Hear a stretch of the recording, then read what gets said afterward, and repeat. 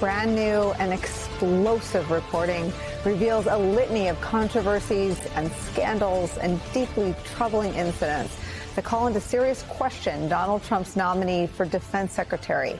We're talking, of course, about Pete Hegseth. Reporting brings into question his ability to lead any organization, much less the Department of Defense, one of the world's largest employers, a pillar of our national security, and the linchpin of our alliances the world over.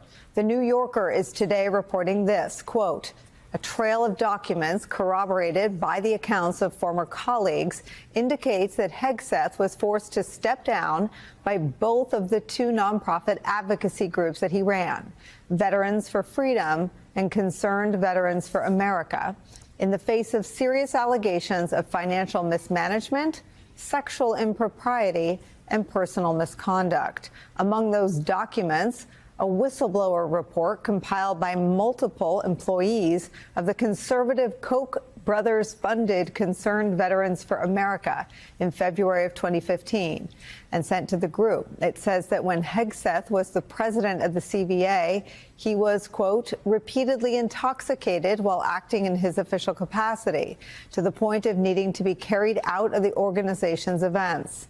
The detailed 7-page report states that at one point, Hegseth had to be restrained while drunk from joining the dancers on the stage of a Louisiana strip club where he had brought his team.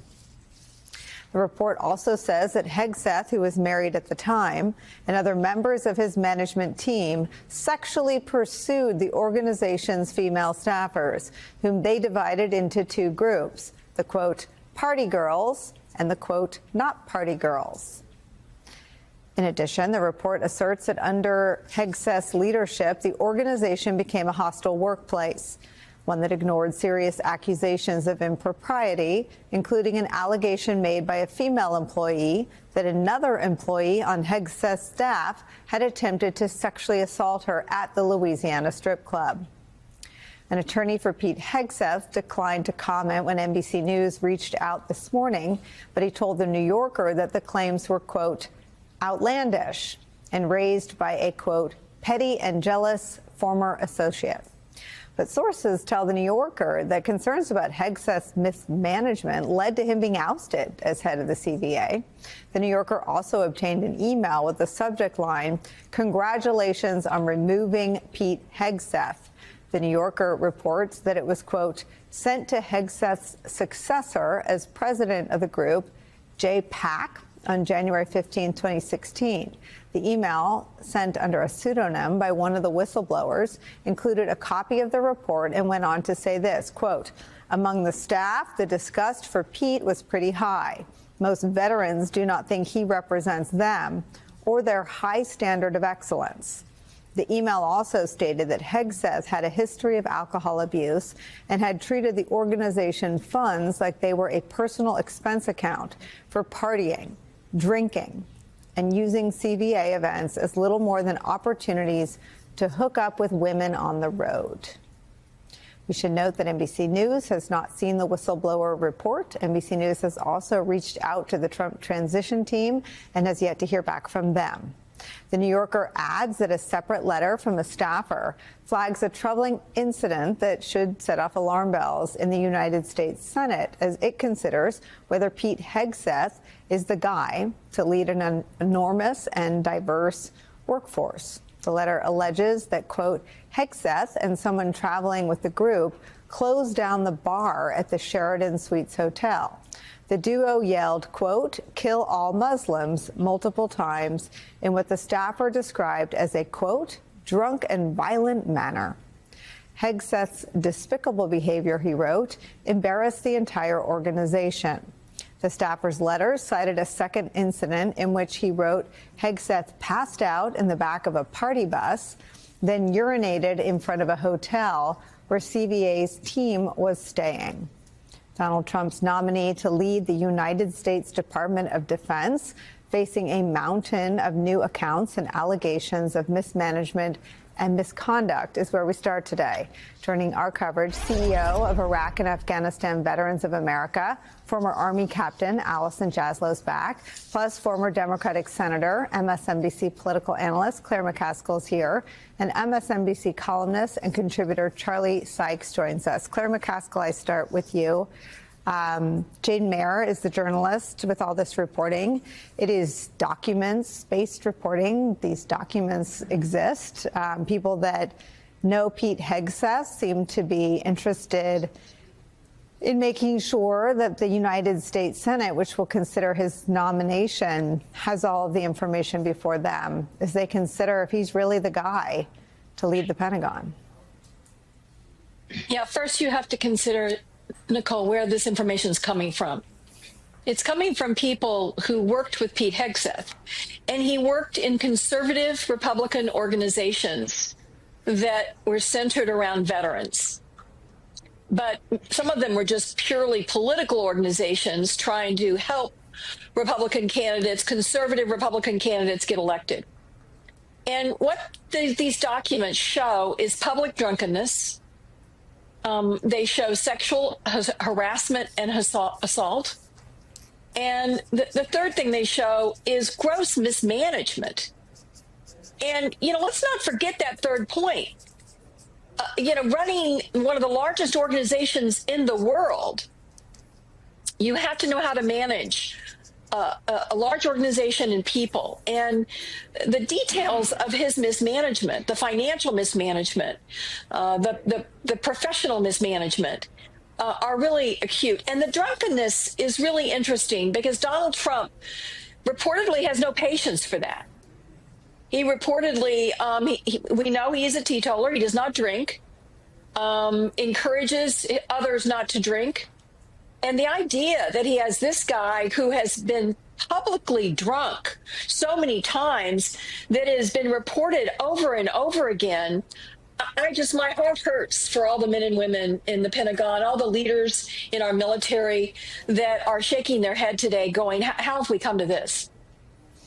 Yeah, let me stay with you, Claire, on the issue. I mean, you break it down, I think, exactly right. Public drunkenness, being so out of control, urinating in public, being carried out of places. This is what Democratic Senator Richard Blumenthal had to say about the alcohol issues. Quote, much as we might be sympathetic to people with continuing alcohol problems, they shouldn't be at the top of our national security structure. Quote, it's dangerous, Blumenthal went on. The Secretary of Defense is involved in every issue of national security. He's involved in the use of nuclear weapons. He's the one who approves sending troops into combat.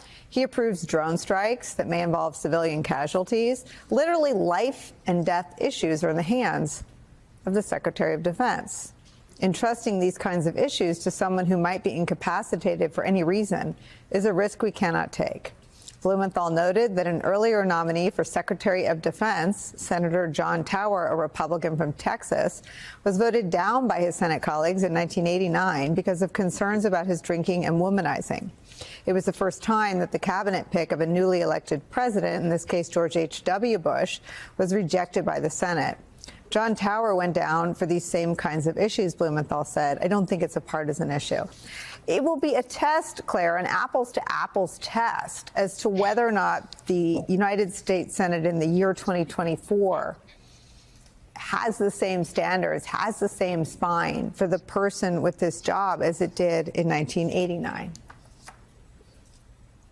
It'll be very interesting, particularly the women on the Armed Services Committee. We have now spent well over a decade struggling with issues of sexual assault in the military. We have women that serve on that panel that are military veterans.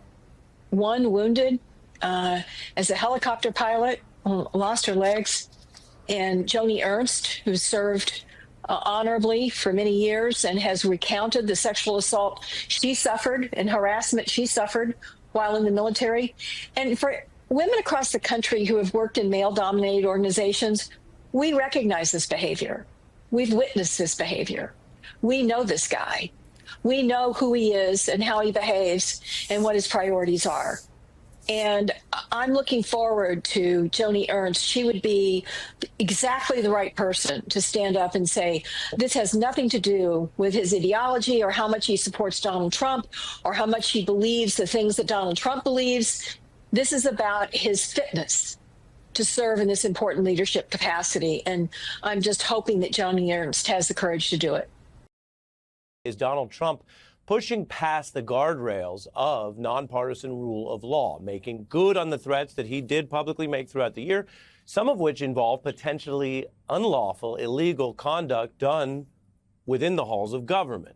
While Trump backed down on that big attorney general pick that was so controversial, Matt Gaetz, going into the holidays, he is now announcing that he plans to fire the FBI director, who was a holdover actually from his administration, fire the FBI director that's still serving as of tonight in the Biden administration, Chris Wray, part of a 10-year term, and take that key post and fill it with a right-wing established conspiracy theorist, Kash Patel, who has talked about basically defund the police on a federal level, taking apart the FBI as we know it. Closing the headquarters is one of the things he's claimed he would do if he got in this kind of job. Patel has worked as a prosecutor. He served in Trump's first administration. He is someone who says that he is loyal not necessarily to the country, the Constitution, certainly not to the current FBI, which he calls the deep state or worse, but is loyal to Donald Trump and whatever he says Trump's MAGA movement stands for. He has also taken positions in his adult public life that are certainly at odds with anything we've ever seen from any FBI director in either party's administrations. For example, selling things that would sound like a scam or a type of fraud, for example, anti-vaccine pills that would reverse the effects of the COVID vaccine. That's not a medical thing. It's more of a misleading sort of money-making scheme. And Patel is someone who has claimed that if he got this kind of power in the new Trump administration, that he would seek retribution. Now, as I've told you before, we follow these things carefully, and it is perfectly fine for a new administration to want to change policies at DOJ or FBI and to be critical of past, even alleged abuses of power. But what he has done is basically talk about the current nonpartisan career bureau people at the FBI and other parts of the government and said that they themselves are, and he says this without evidence, this is a kind of a pre-fact check of what you're about to see, he says they're traitors, that they are basically borderline treasonous, even though he's never had any evidence or names to back that up. So this is sort of MAGA, neo-McCarthyism now being teed up to run one of the most powerful positions in the government. Here's one thing that he said on that score.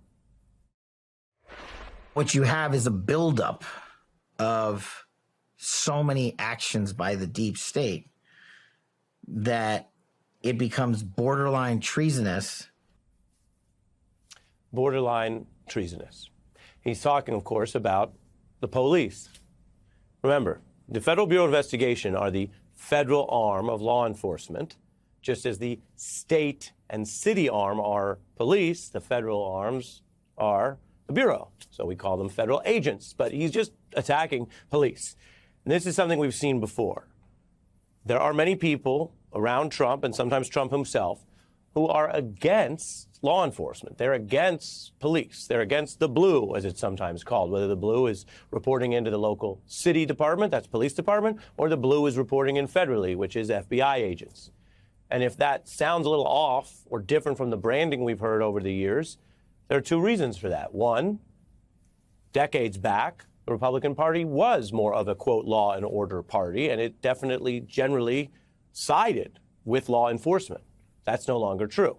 And then second is the reason you probably already know, because Donald Trump and many of his aides have been caught in so many situations that have led to investigations, prosecutions, sometimes convictions. They have turned on the people doing that work. They have turned on the feds, the FBI. And so they have a very vested reason in trying to delegitimize anything that happens by the FBI because they've been on the other side of it. Then there are claims by Trump, which he ran on, and now Patel, which you're going to see because he's being tapped for this, among other reasons, that they would abuse federal powers and go after the various forces in American life that they see as somehow holding them accountable. That could be the peaceful political opposition, targeting Democrats in this case, or others who've been critical of Trump. They've talked about going after Liz Cheney. She's a lifelong Republican. And they've also talked about going after the journalists who report on them, the free press. We will go out and find the conspirators, not just in government, but in the media. Yes, we're going to come after the people in the media who lied about American citizens. We're going to come after you. Whether it's criminally or civilly, we'll figure that out.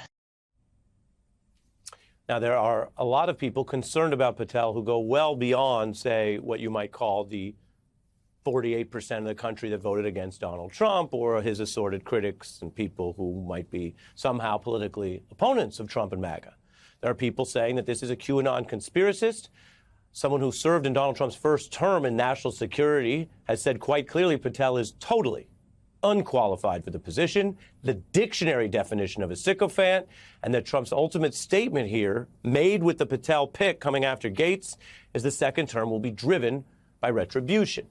Wall Street Journal, which is the sister publication of Fox News, has noted Patel has a credential problem and has never worked as an FBI agent, which would certainly be unusual for rising to director. His supporters, I should note, say that he has some law enforcement background.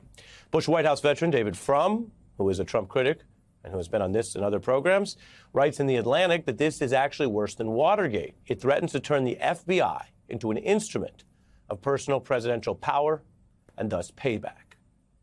Now, Donald Trump has a cabinet full of nominees, and they are just nominees. They have to get through the Senate, but the slated cabinet plan are these nominees who clearly are being prized for something other than credentials.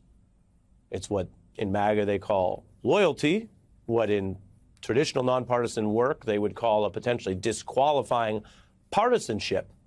And the larger question here, after the big clash and loss for Donald Trump with Matt Gaetz, is what does it tell you that if he loses on one side of the retribution agenda, he quickly rushes to someone who is as controversial or worse on the same problems?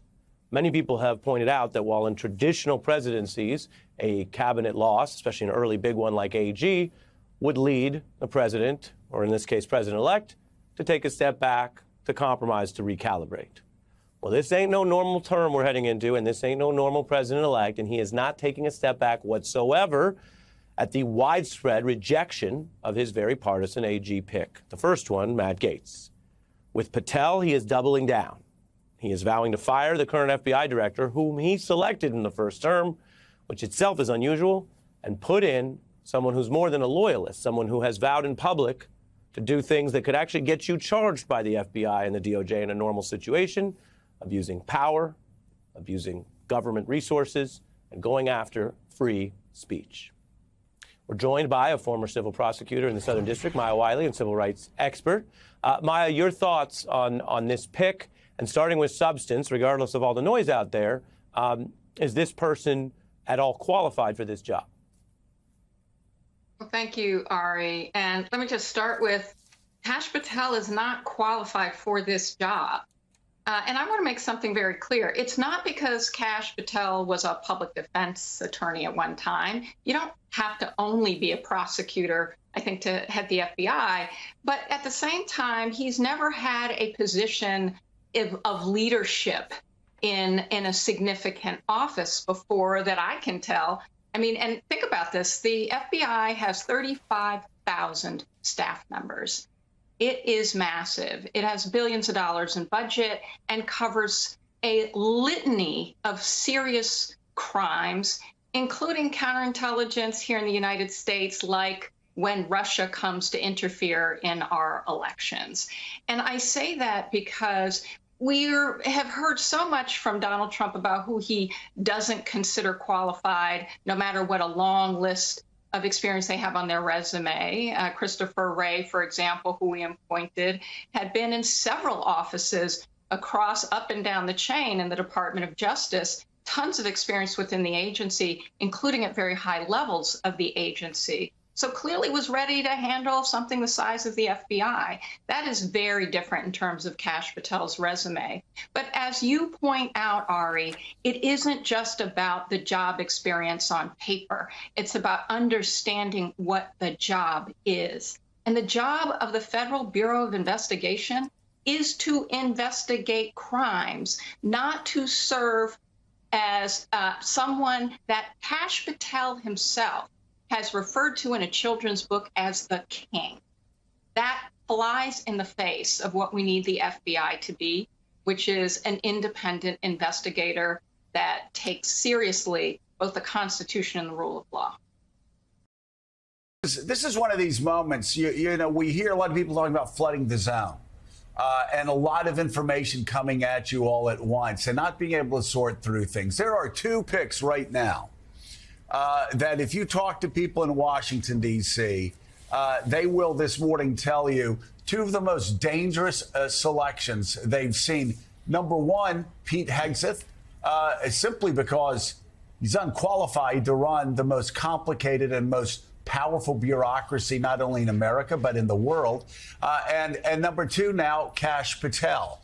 And Kash Patel, of course, is a person who infamously said he was going to jail reporters and journalists and news people who did not go along with the 2020 election conspiracy theory. And we're going to be talking in a little bit to Elena Plott Cabrera, who wrote a story about 6 months ago on Kash Patel. Let me just read you just a little bit from that. When Patel was installed as chief of staff to the acting secretary of defense just after the 2020 election, Mark Milley, who of course was the chairman of the Joint Chiefs of Staff, advised him to not break the law. Quote, life looks really shitty from behind bars, Milley reportedly told Patel. When Trump entertained naming Patel deputy director of the FBI, Attorney General Bill Barr, again, another Trump loyalist, confronted the White House chief of staff and said, quote, over my dead body. When in the final weeks of the administration, Trump planned to name Patel deputy director of the CIA, Gina Haspel, the head of the CIA, threatened to resign. Trump relented only after an intervention from Vice President Mike Pence. She goes on to ask, who is this man and why did so many top officials fear him? And we will go through it. It's certainly not because he's an expert in any of these fields. It's not even because he's an ideologue. It's because he seems, according to this piece and everything we've seen, singularly focused on exacting revenge on people who did not carry through on Donald Trump's threats of retribution. And again, we will be playing the clip in a minute where he promises to arrest journalists and reporters and news people who refused to go along with the 2020 Stop the Steal conspiracy theories. I mean, this is, again, we're going to be talking about Pete Hegseth in a second. Explosive reporting over the night from the New Yorker from two whistleblowers, which I predict will probably at the end sink that nomination along with a letter from his mother that was published this past weekend. But let's keep everything in perspective, and let's start with the man that was not selected yet because he'd have to fire Chris Wray first. Right. But the person that he floated out there to serve as FBI director, Kash Patel. Well, let's start with the idea that he'd have to fire Chris Wray. Let's remember, he fired FBI Director James Comey, which almost brought his administration down in 2017, and Republicans in a fury. Now he talks about firing Chris Wray. Most in the GOP shrug, go along with it. This is the new normal in Donald Trump's Washington, they believe. And the man that Trump says he wants to put in Wray's stead, Kash Patel, perceived by many to be deeply dangerous because he has indeed, as you note, no qualifications for this job. Many of Trump's former aides said as much 4 years ago. But Patel, I'm told, and I'm talking to people in the orbit the last couple of days, there is no ideology. There's no agenda here other than retribution. Patel's one defining characteristic is that he is simply loyal to Donald Trump. And even inner circle Trump members of the last few years have been startled by Patel's willingness to simply do whatever Trump wants. Let me stop you right there. Let me stop you right there, Jonathan. and we need to talk more about this. Kash Patel is not just controversial among media outlets or Democrats. He's not just controversial among Republican senators. He is controversial inside Trump's own orbit. I mean, you go inside Trump's own orbit, and it is split down the middle with half the people thinking he's going to be a disaster for any Donald Trump administration. And they never wanted this nomination to see the light of day. Because, again, that divide goes straight through MAGA world as well for those around Donald Trump. Yeah, people I've talked to say this pick was a nod to the extreme right-wing portions of Trump base, the Steve Bannon, ultra MAGA sector here, who had been disappointed by some of Trump's more conventional picks, like, say, Treasury Secretary and Secretary of State. So this is Trump throwing them red meat because he knows he needs to keep them happy. But there are others in Trump world deeply worried about this pick, who feel like Patel is not only unqualified, but indeed dangerous. That Patel will never think twice, never hesitate in carrying out whatever Trump wants, even if it means potentially, people say, breaking the law. So there are real questions here, and we'll get into it as to whether or not Patel can be confirmed. Much like Matt Gaetz, that pick seemed in trouble. This one seems hardly a sure thing either, Joe Mika. But there are mechanisms where if he were to fire Wray, Patel could step in an interim way for 200 or so odd days. That even that short sample size, even if he can't get confirmed, would be enough to carry out some of Trump's agenda. So let's take a closer look into the man Donald Trump says he will nominate as former National Security Council official Kash Patel to serve as FBI director. Patel is an ultra-Trump loyalist who has promoted lies that the 2020 election was stolen, as well as the baseless conspiracy theory that federal bureaucrats in the deep state tried to overthrow the former president. At the end of Trump's first term, Patel served briefly as an advisor to the acting director of national intelligence and as chief of staff to acting defense secretary Chris Miller. During that time, Trump proposed that Patel run the FBI, which Attorney General Bill Barr vehemently objected to. As Joe mentioned, Barr wrote in his memoir, he told then White House Chief of Staff Mark Meadows that Patel would get the deputy job, quote, over my dead body. Barr also wrote that Patel had virtually no experience that would qualify him to serve at the highest level of the world's preeminent law enforcement agency. The very idea of moving Patel into a role like this showed a shocking detachment from reality. That's a quote. That's Bill Barr. That's Bill Barr's quote, by the way, not NPR's. That's Bill Barr's quote. In the closing months of his first term, Trump also suggested that Patel serve as deputy CIA director. Then CIA Director Gina Haspel threatened to resign if Patel was installed. In an interview last year, Patel vowed to go after judges, lawyers, and journalists who he viewed as enemies of Donald Trump. Take a listen. Kash, I know you're probably going to be head of the CIA, but do you believe that you can deliver the goods on this in a pretty short order the first couple of months so we can get rolling on prosecutions? Yes, we got the bench for it, Bannon, and you know those guys. I'm not going to go out there and say their names right now so the radical left-wing media can terrorize them. But, excuse me, the one thing we learned in the Trump administration the first go-around is we got to put in all-America patriots top to bottom. And we got them for law enforcement. We got them for intel collection. We got them for offensive operations.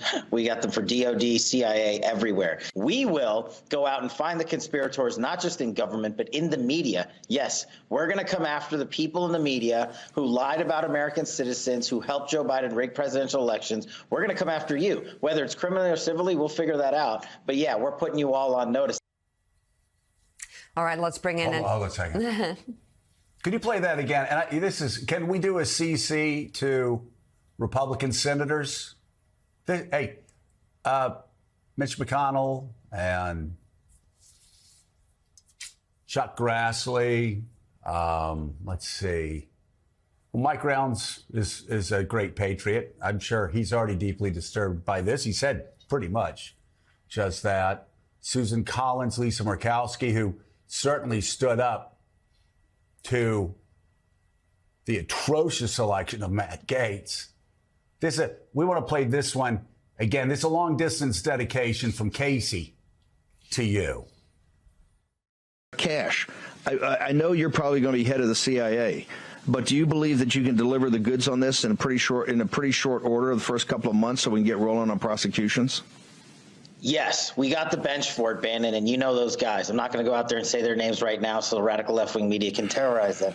But, excuse me, the one thing we learned in the Trump administration the first go-around is we got to put in all-America patriots top to bottom. And we got them for law enforcement. We got them for intel collection. We got them for offensive operations. We got them for DOD, CIA, everywhere. We will go out and find the conspirators, not just in government, but in the media. Yes, we're going to come after the people in the media who lied about American citizens, who helped Joe Biden rig presidential elections. We're going to come after you. Whether it's criminally or civilly, we'll figure that out. But yeah, we're putting you all on notice.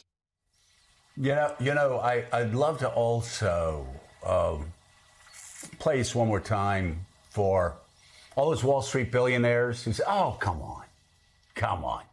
This is just all about tax cuts. He's not going to get people who prosecute. He's not going to put cash in there. Come on. Never put Kash Patel in as FBI director. Love to see it at the Wall Street Journal editorial page. Maybe they've written about it this morning. They certainly should have. Love to play this for other apologists who have said that Kash Patel would never get put in that position. We kept hearing that time and time again. And again, mainly for the Republican senators who stood up when their advise and consent power was tested when it came to Matt Gaetz.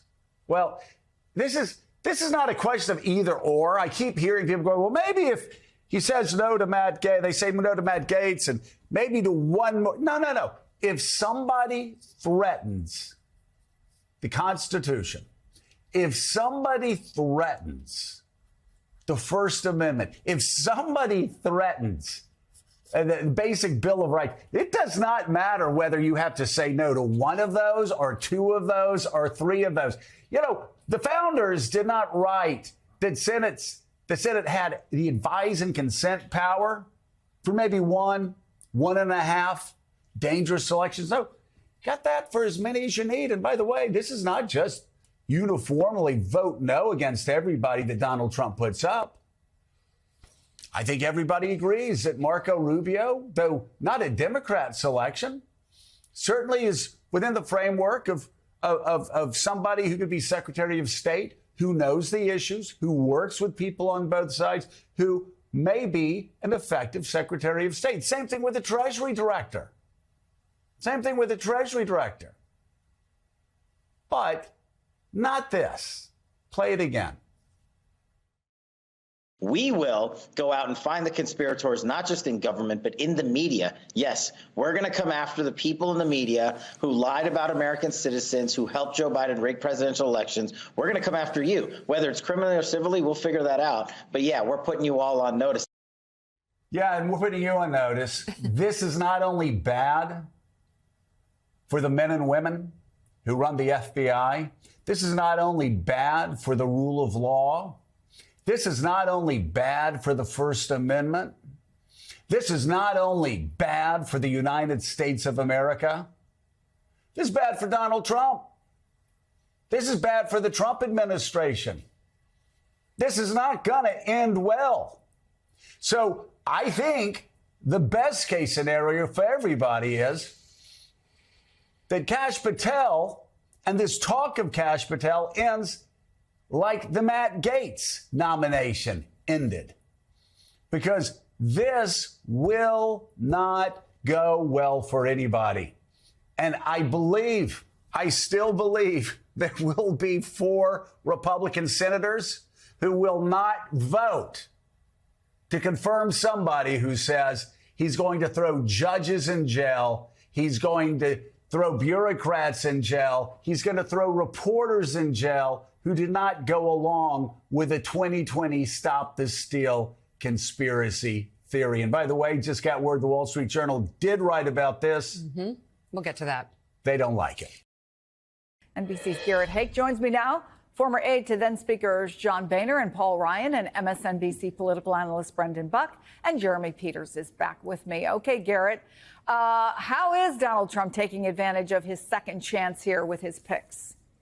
Well, Trump has long understood that personnel was a problem for him in the first administration, which was essentially a shotgun marriage between his MAGA movement and the Republican Party.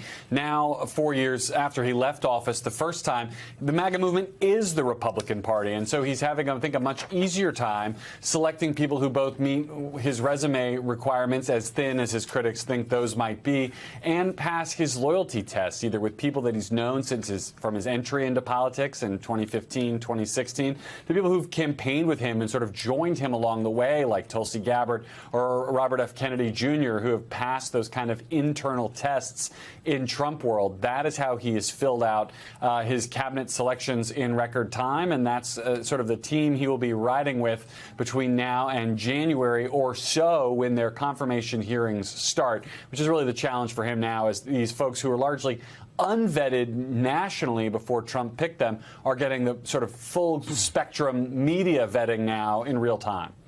Yeah, thank you for that, Garrett. Obviously, Jeremy, he can put whoever he wants in certain positions that don't need confirmation. But anyway, he's got Kash Patel, Charles Kushner, another in-law, his daughter Tiffany's, Trump's father-in-law, he has appointed to a Middle East position, all in the family, right? Right. But does that signal to you, is there a general feeling that this is Donald Trump saying, I have a mandate, my mandate is to do what I said I would do, and frankly, the things he said out on the campaign trail are things that these folks can help him with?